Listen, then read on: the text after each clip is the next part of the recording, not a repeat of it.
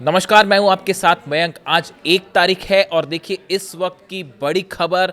Hormuz में एक बार फिर ईरान की तरफ से बड़ी स्ट्राइक की गई है और एक जहाज को, एक टैंकर को तबाह कर दिया गया है। और देखिए जो गौर करने वाली बात है वो इस जहाज की लोकेशन, इस टैंकर की लोकेशन जहां पर हमला हुआ है।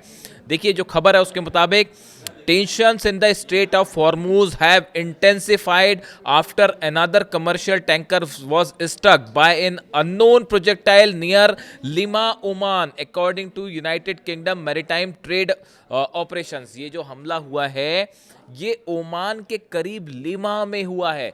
यानी आप समझिए इस बात को कि ओमान के पास से वो नया रूट, जिस नए रूट से अमेरिका जहाज़ों को निकालना चाहता है, ईरान को बाईपास करते हुए, और ईरान लगातार कह रहा है कि अगर इस रूट से आप जहाज निकालेंगे तो हम निशाना बनाएंगे। ओमान के पास लिमा में वहां पर ये हमले किए गए। ये सीधा सीधा एक बार फिर बड़ा झटका है अमेरिका को, और ईरान ने करारा जवाब दिया है अमेरिका को कि देखिए अगर वार्निंग के बाद भी आप नए रूट से जहाज निकालने की कोशिश करेंगे तो उसका नतीजा सामने है। ईरान की मिसाइल्स और ड्रोन्स तैयार हैं। अब इसके बाद एक बार फिर तनाव देखा जा रहा है। देखिए जो दूसरे दौर की जंग शुरू हुई, इसकी मुख्य वजह यही थी कि ओमान के पास से एक नए रास्ते से जहाज़ों को निकालने की कोशिश हो रही थी और जिसका ईरान ने विरोध किया। 3 जहाज़ों पर हमला किया और फिर उसके बाद ये जंग का दूसरा दौर शुरू हुआ। अब एक बार फिर वही हालात बनते दिख रहे हैं। नए रूट से जहाज़ को निकालने की कोशिश हुई और ईरान ने उसे ठोक दिया है, जो खबरें हैं उसके मुताबिक। देखिए इसके अलावा और जो डेवलपमेंट्स हैं, the impact damage the vessel's engine room, leaving it unable to manoeuvre while authorities launched an investigation. उसकी अब जांच हो रही है। तो जहाज तबाह है, उसका जो है स्टीयरिंग सब कंट्रोल रूम तबाह कर दिया गया है। The incident follows earlier attacks on tankers in the region and comes as Iran continues warning ships against using what it describes as a US-backed shipping corridor without permission। देखिए असली मामला यही है। ईरान का कहना है ये जो नया रूट बनाया गया है ये गलत तरीके से जो एमओयू साइन हुआ था उसके खिलाफ बनाया गया। अब हालात ये हैं कि अमेरिका के जहाज खड़े हुए हैं घेर कर अरब सागर में, लेकिन रेंज दूर रखे हुए हैं वो, क्योंकि अबू महदी मिसाइल की रेंज 1000 किलोमीटर है। तो अमेरिका ने जो अपने जहाज लगा रखे हैं वो ईरान के तट से करीब 1000 किलोमीटर की दूरी पर लगा रखे। खास तौर पर अबू मूसा आइलैंड है, केशम आइलैंड है, ये जो किश आइलैंड है, यहाँ से 1000 किलोमीटर की दूरी पर रखे हुए। उसके आगे नहीं जाते हैं क्योंकि पता है कि अबू महदी तबाह कर देगी। और जो दूसरे देशों के टैंकर्स और जहाज जा रहे हैं उनको लगातार उस रूट से निकालने की कोशिश है जो ईरान ने मना कर रहा है। बदला यह है कि ईरान ने ठोक दिया। अब यही हालात हैं लाल सागर में। आप देखिए जो हालात हॉर्मूज में बने हुए हैं वही लाल सागर में है। हूती की तरफ से बड़ा दावा किया गया है कि सऊदी के 8 से 10 टैंकर्स जो लाल सागर में बाबल मंदेब पार करने की कोशिश कर रहे थे उन्हें वापस लौटा दिया गया है और कुछ जहाजों पर ड्रोन हमले की खबरें भी आ रही हैं। यानी जो हाल हॉर्मूज का है वही अब लाल सागर का है। और दो एक तरफ हूती ने जो है वो घेर रखा है सऊदी को और यहां अमेरिका को घेर रखा है ईरान ने। ईरान की इजाज़त के बिना ना हॉर्मूज में कोई जहाज़ निकल सकता और ना लाल सागर में हूती की जो है वो इजाज़त के बिना वहां से कोई जहाज़ निकल पाएगा। यानी आप देखिए हालात ये हैं कि लाल सागर और हॉर्मूज दोनों पूरी तरह से बंद है और दोनों का बड़ा नुकसान इस समय हो रहा है सऊदी को। सऊदी के जो ऑयल सप्लाई होती है, जो ऑयल शिप्स लेके जाते हैं समंदर के रास्ते से, वो पूरी तरह से रोक दिए गए हैं। इसी बात की वार्निंग दी जा रही थी बार बार। रूस की तरफ से भी, लावरोव की तरफ से बार बार ये बात कही जा रही थी कि अगर बाबल मंदेब बंद हो गया तो हाहाकार मच जाएगा। अब देखिए जितने अरब देश हैं उन सब के जहाज फंसे हुए हैं और वो स्वेज कैनाल के पास जो हमला हुआ, इजिप्ट पर जो हमला किया गया, उस हमले से देमेत्ता पोर्ट पर जो हमला किया गया वो तीसरा रास्ता था सऊदी का जहां से जहाज निकलते थे। उसको भी एक वार्निंग दे दी गई है कि अगर यहां से जहाज निकालने की कोशिश करोगे तो यहां पर भी हमला किया जाएगा। यानी सऊदी को घेर लिया गया है तीनों तरफ से और जहाज निकल नहीं पा रहे हैं सऊदी के। इसके अलावा देखिए एक और बड़ी और अहम खबर आई है। डोनाल्ड ट्रंप ने कई देशों से अपने सोल्जर्स को वापस बुलाना शुरू कर दिया है, खास तौर पर इराक से और कुवैत से। हालांकि मैं इसको एक अलग वीडियो में डिस्कस करूंगा कि आखिर ऐसी कोशिश क्यों हो रही है, क्यों यहाँ से ये क्या रीलोकेशन प्लान है, क्या इन फोर्सेस को कहीं अलग जगह लगाया जाएगा या ईरान के खिलाफ एक बड़ा प्लान तैयार किया जा रहा है।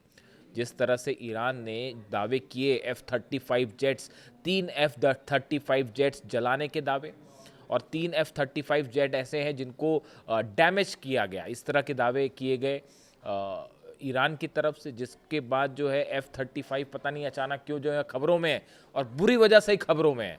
यानी आप देखिए 6 F-35 तबाह करने के जो दावे ईरान के हैं, इसने सनसनी फैला दी पूरी अमेरिका में। हालांकि अमेरिका की तरफ से कुछ नहीं कहा जा रहा, लेकिन ये कहा गया कि जॉर्डन में बेसिस पर खड़े थे, वहाँ पर हमले हुए हैं, कुवैत में हमले हुए और उसमें इनको नुकसान हुआ है। अब इसी बीच जो है अभी ये चली रही थी कहानी पूरी ईरान के दावे, इस बीच जो है वो एक नई खबर आ गई जिससे फिर से जो है F-35 चर्चा में है। अमेरिका का F-35B स्टेल्थ फाइटर कैलिफोर्निया के marine corps air station Miramar में लैंडिंग के दौरान दुर्घटनाग्रस्त हो गया, जिसकी तस्वीरें सोशल मीडिया में वायरल हो रही हैं। पायलट को उसमें से निकाल दिया गया, वो इजेक्ट कर गया।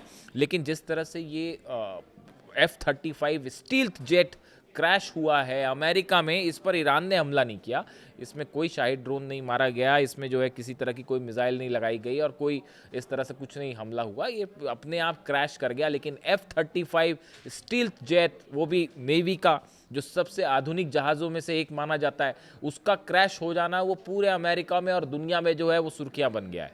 और उसकी तस्वीरें भी सामने आ गई कि किस तरह से वो 2 टुकड़ों में टूट के अलग हो गया। यानी ऐसा लगता है मानो कि F-35 पर जो है वो कुदरत का कहर बरस रहा है, या पता नहीं अब क्या कहें आप, कुदरत का अजाब है क्या है पता नहीं। और वो जो है सब तरफ F-35, कहीं गिरने के दावे हो रहे हैं, कहीं जलने के दावे हो रहे हैं, खासा नुकसान है इससे अमेरिका को। इसके अलावा देखिए जो एक और लेटेस्ट खबर है, वो खबर ये है कि इजराइल की तरफ से एक बार फिर स्ट्राइक की गई है फिलिस्तीन के कुछ इलाकों में। एक तरफ तो आप देखिए खबरें ये चल रही हैं लगातार कि डील होने वाली है, किसी तरह का समझौता हो जाएगा, आर्म्स रखने की बात चल रही है, लेकिन इसी बीच जो है वो इजराइल की तरफ से ये खबरें आ जा रही हैं कि गज़ा पर हमला लगातार जारी है। यानी इन हालात में, इसीलिए मैंने अपने पिछले वीडियो में ये बात कही थी कि इजराइल और हमास के बीच में किसी भी डील की खबर को लेकर ये दावे करना कि अब ये डील हो जाएगी और हमास हथियार रख देगा, ये बहुत ही प्रीमेच्योर होगा। और इस बारे में जब तक कुछ नहीं कहा जा सकता, जब तक ये मामला आगे ना बढ़े। ईरान की तरफ से गज़ा को लेकर और हमास को लेकर क्या सलाह दी गई हो, मैंने पिछले वीडियो में जिक्र कर दिया। अब आप एक प्लान समझिए हो क्या रहा है। हो ये रहा है कि डोनाल्ड ट्रंप और नेतन्याहू के मुलाकात के बाद ऐसा लगता है कि ईरान के जो सहयोगी हैं, चाहे वो हुती हो, चाहे वो हिजबुल्लाह हो, चाहे हमास हो, इन तीनों को न्यूट्रलाइज करने की कोशिश हो रही है।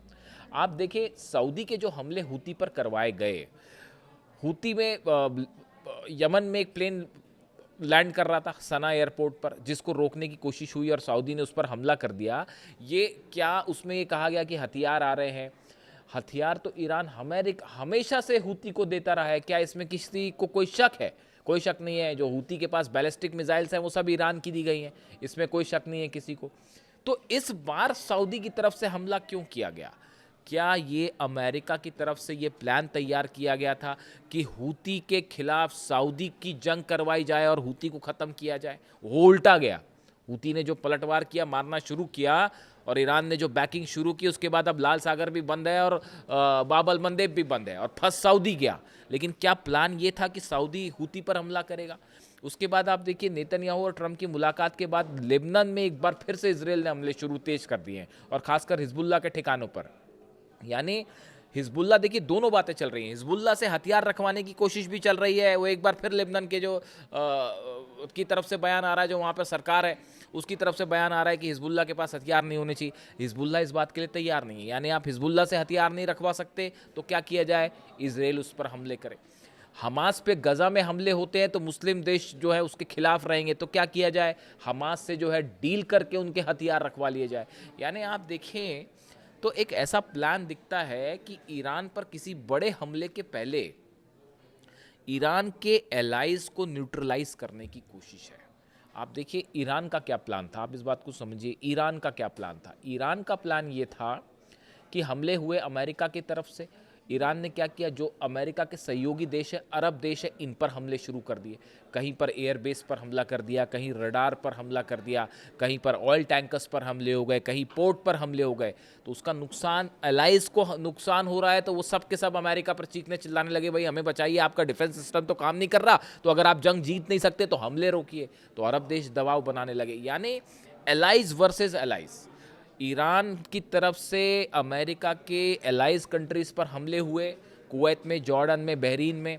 तो उसका नतीजा अब ये हुआ कि अमेरिका ने भी अपनी स्ट्रैटेजी चेंज की है और एक बार फिर ईरान के सहयोगी जो है वो देश निशाने पर है। इसके साथ ही जो एक बड़ी और अहम खबर है, कुवैत और इराक से जो फोर्सेस वापस बुलानी शुरू हो गई है अमेरिका की, आनन फानन में बुलाई जा रही हैं।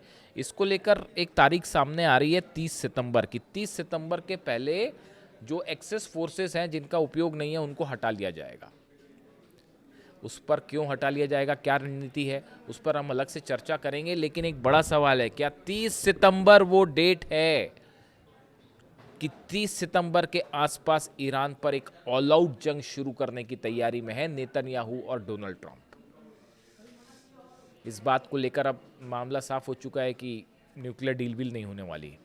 और डोनाल्ड ट्रंप और क्या नेतन्याहू ने प्लान तैयार किया है कि पहले ईरान के एलाइज को हमला करके कमज़ोर किया जाए और उसके बाद फिर जो है मामला आगे बढ़ाया जाए और सीधा हमला किया जाए। लेकिन ये बात रूस भी समझ रहा है, चीन भी समझ रहा है, और हूती जो है वो अपने फुल फॉर्म में, और उन्होंने रोक रखा है बाबल मंदेब और लाल सागर।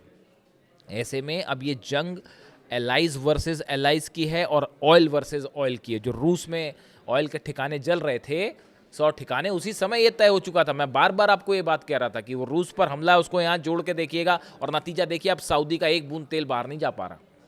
तो ये रूस पर हमला, अगर ट्रंप और यूरोप रूस का ऑयल स्टेशंस जलाएंगे तो बड़ी साधारण सी बात है, वो गल्फ कंट्रीज में जो अमेरिका के एलाइज हैं उनके ऑयल को रोक देगा। और यही हो रहा है। ये दोनों वॉर आपस में कनेक्टेड हैं।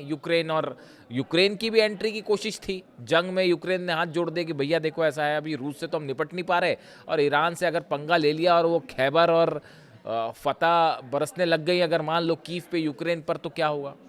तो वहाँ पर जेलेंस्की पीछे अड़ गए, वरना तैयारी यही थी। अब देखिए सऊदी भी जो है वो इस बात के लिए पूरी तरह से राजी नहीं है कि सीधी जंग की जाए ईरान से। उन्होंने भी संदेश भेज दिया है कि हम जो है 14 देशों की सेना बनाएंगे, यानी अकेले खुद कुछ करने को राजी नहीं है सऊदी। और इसीलिए डोनाल्ड ट्रंप का सऊदी प्लान जो है वो फेल है। और इस हालात में जो लेटेस्ट खबरें हैं, हॉर्मूज जल रहा है, लाल सागर जल रहा है और घिर गया है सऊदी। इससे जुड़ा जो भी अपडेट होंगे, आज का बताया जा रहा है कि आज की रात फिर से अहम होने जा रही है और बड़ी स्ट्राइक्स देखी जा सकती है। ऐसी खबरें हैं सोर्सेस से, हम इंतज़ार करेंगे, जो भी अपडेट होगा आप तक पहुंचाएंगे। Thank you so much.